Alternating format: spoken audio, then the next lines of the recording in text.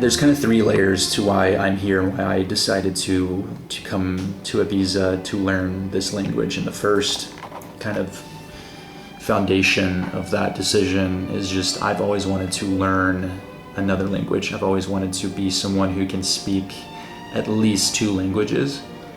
I've always viewed that as something that's really cool, for lack of a better word. It was very romantic, it was very movie-esque, very main character-esque. Like, I always loved watching these Bond movies and spy movies or thrillers or whatever it may be, where the main character can just out of nowhere be that guy or girl who can step up to the occasion and just communicate, where others are like, oh, like, you know, empty-handed, blank faces, I don't know what to do in this situation. There's always that one person that's like, oh, I can step up here.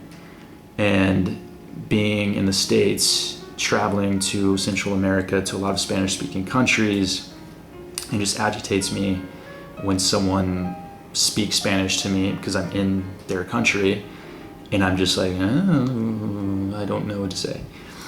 And yeah, just wanting to change that, which goes to the second layer of this decision, which is just full immersion. I needed an experience where I needed to learn Spanish. I needed to speak it in order to survive, quote unquote. Ibiza, although very touristy, it's a popular place, popular island, everything's in Spanish still. Like, go anywhere, go to any store, go to any restaurant, they're going to speak Spanish to you first. They're going to assume you speak Spanish. And I needed that to push the needle forward more. And the third layer is just needing some difficulty, needing something that challenged me. I feel like I've been very calm and living in this self-built bubble for the past year, really. I mean, all of 2024. And to kind of enter this last quarter of the year, I wanted to really test myself. And not saying this is just the most difficult thing ever, like Ibiza, you know, people come here to vacation and live a beautiful summer, and it's very romanticized, and it's not like I'm, you know, going to the depths of the Amazon or you know, a more kind of rural Spanish-speaking area, but to really come to a place and alone, I mean, that's the biggest thing, is I haven't done a solo trip in forever, and just embrace it and yeah, speak Spanish at whatever chance I get. Every restaurant I go to, every cafe, every situation I'm in, I start with Spanish. And if it just gets too bad and too difficult to communicate, then I'll, you know, show nonverbal communication, or most people can speak enough English to get past a conflict. So yeah, that's the kind of workings of this decision.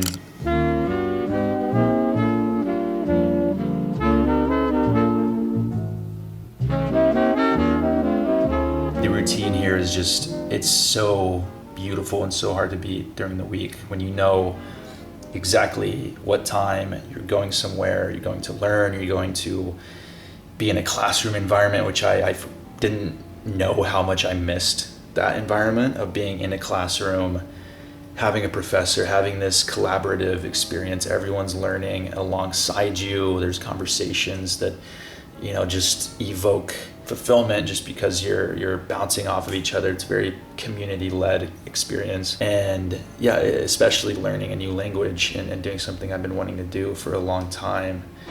Et je me suis trouvée à Paris. Et comme j'étais un peu naïve un peu. Je voyais tout le monde, pour moi tout était beau, tout le monde était formidable.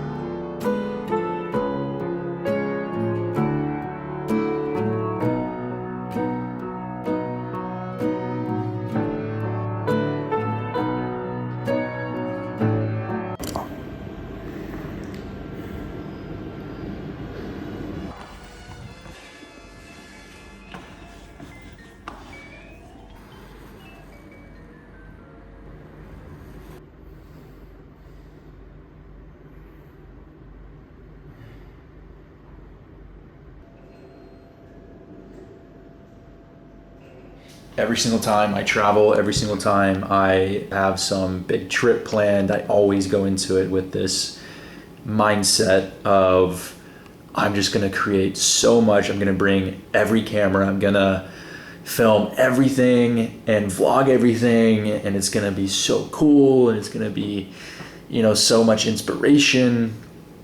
And 98% of the time I get there and I want to do anything but film and just get footage of everything. Like, I just want to chill, I want to embrace it, I want to live in the moment. But that makes it sound like, I'm taking the high road. I'm doing the better thing, and all these people that film stuff are just influencer, creator, cringy people. So I'm trying to find a balance in between that of, not being the person who is just every second of the day grabbing footage, asking friends to take photos of me, posing every half second and just being that cringy person, but also not being on the other side of not doing my duty as a creator of telling a story and bringing some sort of positive energy into the space, into the platform that I post this on, which I don't even know what that's going to be yet. But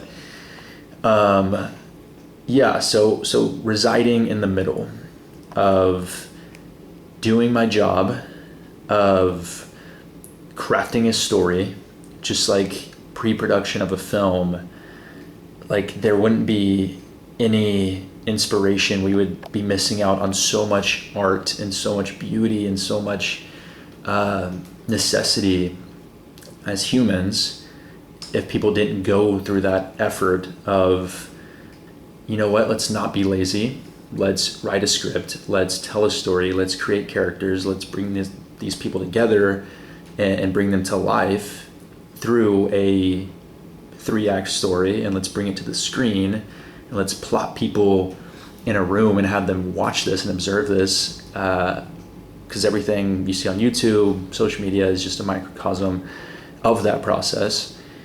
So with that framework of mind, it really makes me beg the question, are you just being lazy? Are you just not doing your work?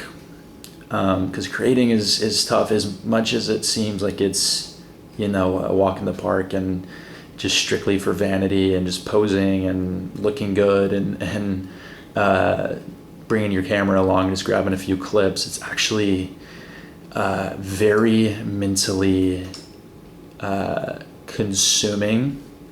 It takes a lot of energy. It takes a lot of thinking of what story am I gonna tell? What clips do I need to get? Like, same thing with that pre-production kind of framework is, okay, we have the story we want to tell, but how are we gonna tell it? Like, what's the composition? What's the game plan here?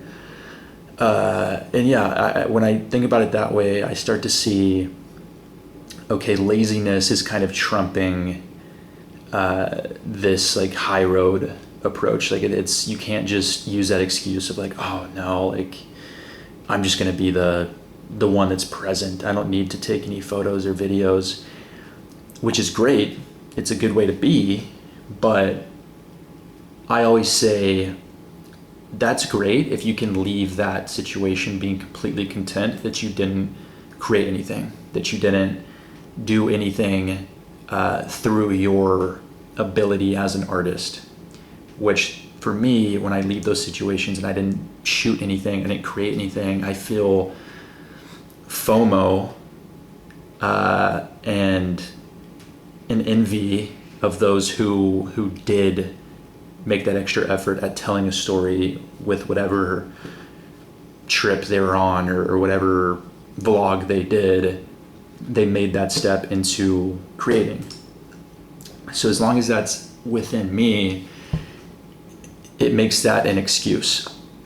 Anything that I say that makes it sound better that I didn't create or I didn't do something is now deemed an excuse. So long-winded way of saying I want to make something with this experience, this trip that I'm on.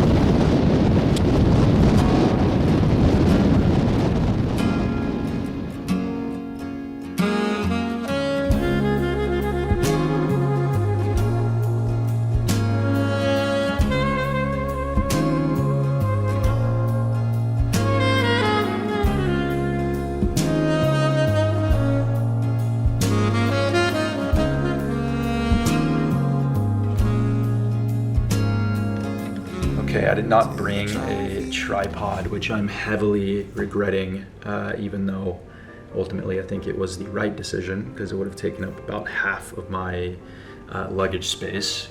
I only brought a carry-on and a backpack on this trip, which is just crucial for me. Like, it's just not worth bringing more things and having to do the check luggage, especially when you are taking first a long international flight. So 7-8 hours, you're exhausted. You want to get off the plane, get out of the airport, get out of the noise. And then last thing you want to deal with is like, oh, okay, I'm off. Thank God.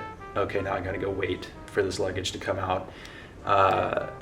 Whatever, 20, 30 minutes, you know, to a lot of people, not terrible. But then the possibility of it being lost, and I know it's slim, but even if it does happen, it's like, okay, now what do? I got to deal with all this.